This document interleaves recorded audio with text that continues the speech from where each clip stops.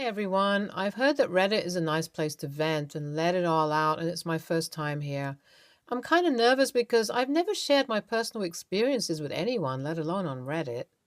So, recently my husband has been busy with loads of work because he finally secured a deal with international clients. He spent little to no time at home. We barely had time to even have lunch together. I too was busy with work and it was hectic because my company bought a new property to extend our business and I was supervising the entire thing. I was very busy and I still took time off my schedule to meet him at the office, attend office parties, and get to know his colleagues. He would take out time to meet me from time to time, attend my office parties and all that, but that's all in the past. It's been 3 months and I was the only one taking time out to make all the efforts, and I didn't even realize it. Now that I look back, I realize that my husband was putting zero effort into this relationship. Back then, I thought maybe the pressure was too much for him to handle, so I shouldn't feel sad and instead be more supportive. I tried to help him in whichever way I could, which included creating some presentations for him. I kept on repeating the same mantra every day. It's okay, girl, this happens. He's sacrificing a lot. And as a wife, you should appreciate his efforts instead of being sad. And I endured it all. I was so gullible and stupid. It wasn't until a few weeks ago that I realized what was happening. It was our fourth wedding anniversary, and I was excited. I had the chef prepare his favorite dishes at home: honey roasted chicken, salmon with creamy feta cucumbers, white sauce pasta, and ravioli with creamy mushrooms and asparagus. I bought 2 bottles of Domaine de la Romane Conti. He loved the flavor and aroma a lot. I was even wearing the black gown he selected for me on our first anniversary. It was going to be one hell of a surprise party. I pushed the time to 10 at night because he promised me that after the meeting he would immediately return home. After months of hard work and sleepless nights, we were finally getting the much deserved us time. But no, this was the last straw. He was so busy in the office that he sent his secretary to our wedding anniversary instead. I received flowers with a note. Sorry, baby, but there's been an emergency meeting. I cannot return home today. I promise to make it up to you. Love you. I felt so disappointed and angry, but I still tried to be positive. I checked out the flowers as well as the other gift he sent me. For the first time, he sent me something that aligned with my taste. Pink lilies were my favorite. He also sent a big box with a cute floral greeting card saying, "Special gift for a special lady." I hurriedly opened the box, and to my surprise, there was a handmade journal and an art book. It's been a long time since I painted and written journals. As happy as I was, I started doubting everything. It's been 3 years, and this was the first time he did something that I like. I was so involved in this relationship that I forgot who I was as an individual. I highly doubted that my husband selected the gift himself. I had a talk with the secretary and I indirectly made him reveal that it was he who chose the gifts, including the greeting card. My husband only gave him cash. Strange, right? This man knows me better than my own husband. It's not like I was meeting him for the first time. During my husband's office parties, we talked with each other, and I think he paid attention to whatever I said. He asked my permission to leave, but I insisted that he stay because it was too late. And I also asked him not to call me ma'am, but by my name since we were not in the office. It was awkward at first, but soon we bonded like old friends. It was a special connection. For the first time in 3 years, I feel this happy and carefree. I realized that I was so involved with this marriage that I kept forgetting who I was, my likes and dislikes, my favorite food, my favorite color, everything, and adjusted according to my husband's preferences. It was all about my husband. I gave up art to support him. I didn't even like eating shrimp, but with him it somehow became my favorite. I loved pink and purple, but all I ever bought home was red and black. As disappointed as I was for his absence, I was also thankful that he missed our anniversary because, after all, I realized what a narcissist he was. It was late, so I showed him the guest room instead of driving home at night. In the morning, I wrote a sarcastic thank you note. You know what I mean. And asked the secretary to give it to him along with a bottle of Domaine de la Romane Conti. He didn't read the letter till he saw the divorce papers with my signature. He stormed into the house and practically gaslighted me into believing I was the bad guy. I almost fell for it because of his manipulations, but his secretary, who was now my friend, supported me this whole time. My husband got to know about it and fired him on the spot, which meant nothing stopped him from finally revealing what was going on in the office. My husband was cheating on me with 3 female employees. I just don't know what or who to believe anymore. Update 1. Hey guys, I'm thankful for all the support. I thought no one would read this long post, but I was wrong. I'm overwhelmed by all the positive comments. You guys have been wonderful. I've moved out of my house and am currently living with my parents. My soon-to-be ex-husband's ex-secretary is now working with me full-time, and he is kind and caring, and he is creative, which is an asset to our company. Since I'm facing an artist block now, he is helping me create new sketches, and well, it's amazing. My soon-to-be ex-husband doesn't like this and has been trying to frame me for cheating on him. The audacity of a serial cheater framing me for cheating. If that's what it takes to get out of this foul relationship, I will take it. My husband doesn't know this, but I have confronted those 3 employees, and it's even worse than I expected. Just when I thought this person couldn't stoop any lower, he surprised me. As it turns out, he threatened to fire them if they didn't satisfy him. And when they finally decided to protest, he had evidence against them, and well, you know how this goes. These 4 years, I have been living a lie. Update 2. Hey guys, thank you all for the advice and support. And had you guys not been here, I wouldn't have been able to fight against this injustice. I've managed to convince the 3 employees to give their testimony. They were hesitant at first, but are ready now. My lawyers have also gathered more than enough evidence against him. As it turns out, he was divorced thrice, and he practically leached out all their money, and that's how he has been running his company. His ex-wives have also agreed to speak against him, and so will my family. We filed a case for a number of different counts, which I can't really reveal here. As much as I would like to immediately shut down his company, hundreds of employees will lose their only source of income.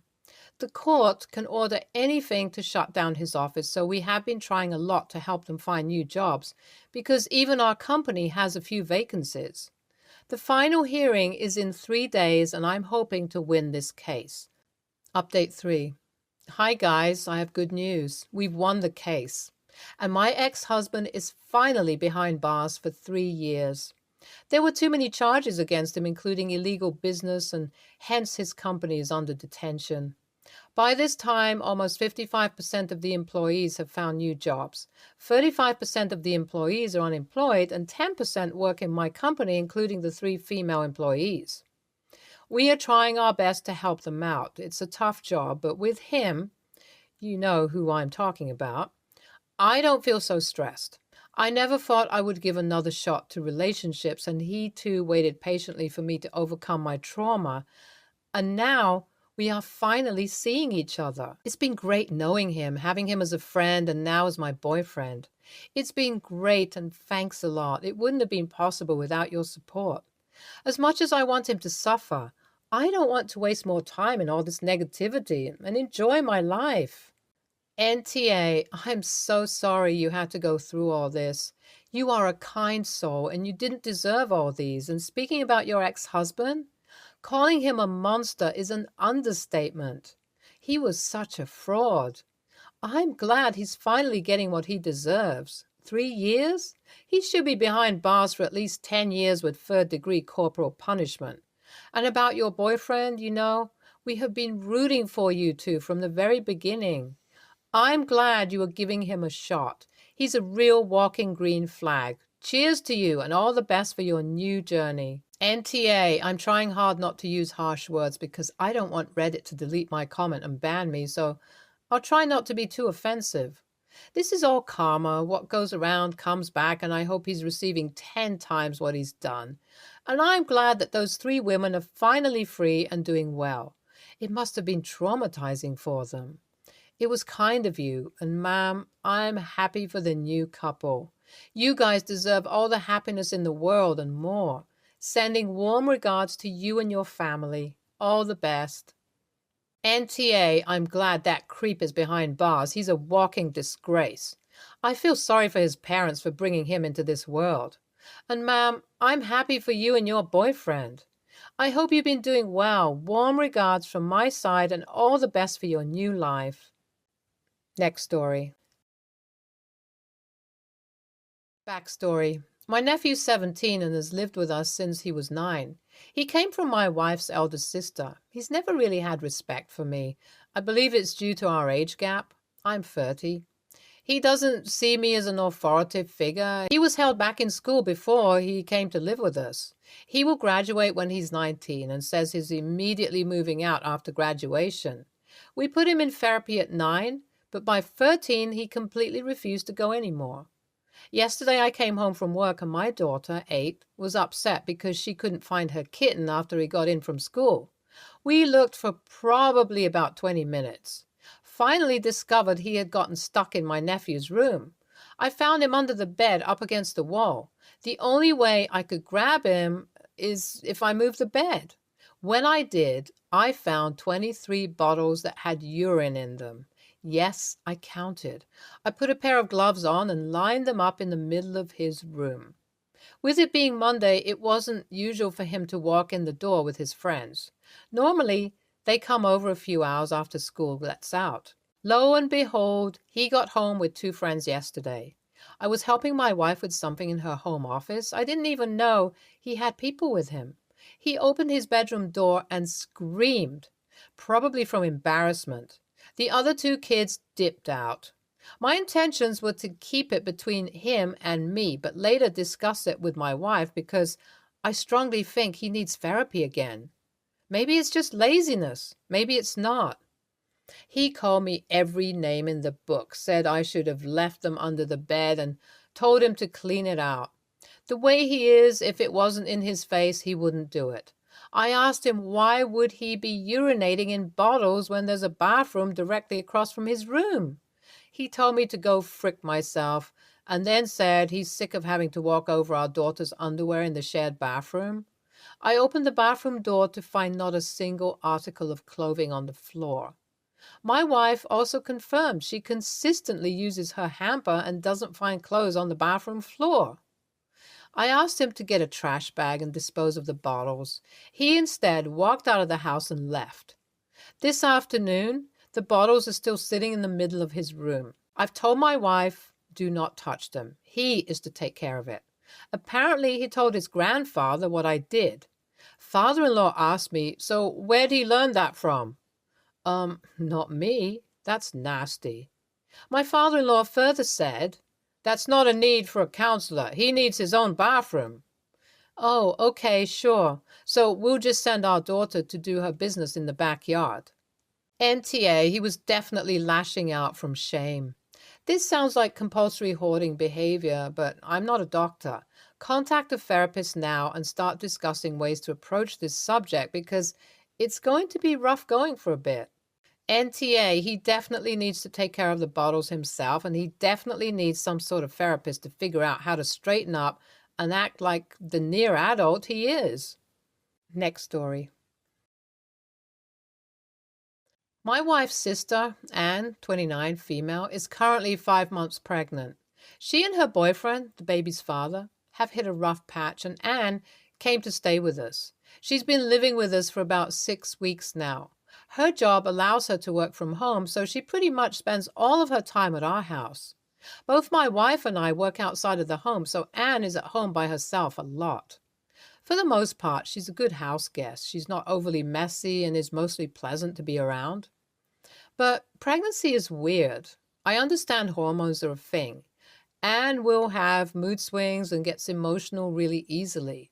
She also gets cravings, which for some reason have fallen on me to solve. My wife has sent me out of the house at all hours of the day to get something for Anne or send me on errands after work to pick up something specifically for Anne. When I protest to my wife, she says that Anne is going through an incredibly hard time and we need to be supportive of her. I kind of blew up at my wife when she sent me out to get Anne some fast food at 1 a.m. this past Saturday. I told my wife she should go, but she said she had to get up early for an appointment the next day. I ended up going, but told my wife that I'm done with this because I'm not an errand boy, nor am I the father of Anne's kid. The next day, it was just Anne and I at our house while my wife was out running errands. I made myself a sandwich for lunch, and when Anne saw it, she said it looked really good and asked if I could make one for her too. I told her the ingredients were still on the counter so she could make one herself. She said she was feeling lightheaded and needed to sit down, but that some food would help her. I tried to tell her no, but she started getting emotional and saying how hard pregnancy is when you don't have a partner. I said fine and went to make her a sandwich. But then she told me that I would have to heat the lunch meat up because her doctor told her not to have lunch meat unless it's heated up first. At that point, I told her that I'm not her baby's daddy, nor am I her servant. I told her I've tried to be supportive and helpful, but that I'm done playing the role of her partner. I told her that, out of courtesy, I've given her privacy regarding her relationship issues, but that she's going to need to figure out a plan soon because this current situation isn't working for me anymore. Anne started crying, and I ended up leaving to give myself a chance to cool down. When I got home, my wife was pretty much waiting for me and immediately laid into me. She told me I was a huge a-hole for not just making Anne a sandwich and an even bigger a-hole for pretty much threatening to kick her out. She said that I should have known better than to bring up her relationship and that it was a huge jerk move. My wife has always said that this would be temporary while Anne figures out her stuff. But the further Anne's pregnancy goes, the less progress I see towards a solution. NTA. She's pregnant, not sick. Make her own damn sandwich. Seriously, though, pregnancy is super hard and she's having a rough time personally. But that doesn't make you and your wife her servants, and it sounds like you both have been really kind and accommodating. Info. Any other family members she can stay with for a while? Parents? I'm not saying turf her out on her ear, but maybe it's best for all of you if you can have a break from each other. NTA. If your wife wants to be her sister's primary support system during this pregnancy, that is her choice. But you are allowed to set boundaries. Catering to her cravings, particularly middle-of-the-night ones, is a very reasonable boundary for you to set. You need to have a serious discussion with your wife that is not a reaction to one of you getting mad. Sit her down and tell her that you are no longer willing to be at your sister-in-law's beck and call, or hers for sister-in-law related tasks, and that there needs to be an agreed-upon end date for your sister-in-law living with you. Your sister-in-law is an adult with a job. It is not unreasonable to expect her to be working on a plan that does not include living with you long-term. If your wife is not willing to accept your boundaries in this situation, then there are larger problems in your marriage than your sister-in-law. Next story. I, 19, male, visited the zoo today with my family, and we were checking out the koalas, who I was especially excited to see. You may not know this, but koalas apparently need over 18 hours of sleep a day to function, or else they can get quite unhealthy quite quickly. And so any exhibit of them at a zoo will often come with an expectation that you maintain a certain level of silence while observing them. You are made to go through 2 gates, both of which have signage saying, please be quiet, keep the noise down, silence please, etc. And then the door to the koala house itself has another sign, please keep noise levels to a minimum. With all those reminders, I figured people would get the memo, but as soon as we entered the enclosure, which was a small room indoors with a glass window looking into the koala pen, I spotted a couple in their early 30s with 2 young kids and a baby. I somewhat apprehensively tried to observe the koalas. They were so cute, and my little sister was happy to see them. But then, like clockwork, the baby starts crying. Hardly the baby's fault, it's a baby, they cry. So I gave the dad of the family the benefit of the doubt, thinking he'd either take the baby out or calm her down. A few moments pass and the baby gets more annoyed and cries louder. The koalas scurry away, hiding in their cubby holes, and others wake up from their sleeping. I give the dad the look. I feel like everyone knows the look. We've either had someone give it to us or given it to someone else.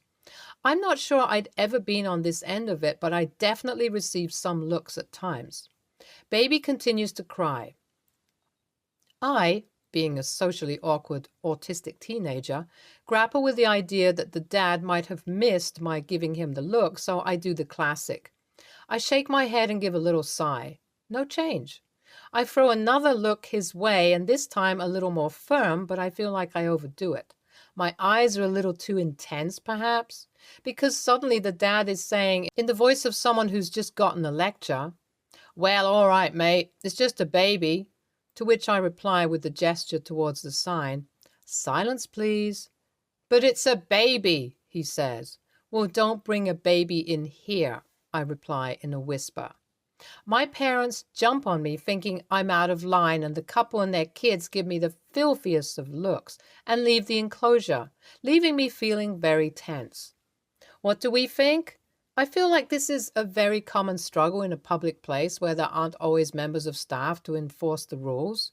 We want to pick our battles, of course, but this family bringing their baby in spoiled my little sister's magical moment of seeing a koala for the first time.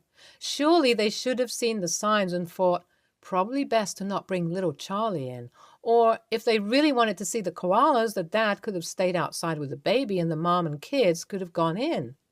AITA? NTA. And to those saying it was not OP's place to enforce the quiet please signs, yes, it was. The koalas cannot protect themselves. They depend on humans to not deliberately hurt them by disturbing them with loud noise. And when some humans are dumb enough to not understand this, the smarter humans will have to tell them and make them stop. The zoo should have put a member of the staff in this room to stop this kind of nonsense. But since there was none, OP did the right thing. YTA, it's not your place to police other people. It's a zoo animal. I'm guessing that the koala is desensitized to noise. Have you ever actually been in the Aussie bush? Noisy as frick. Australian birds are obnoxiously noisy.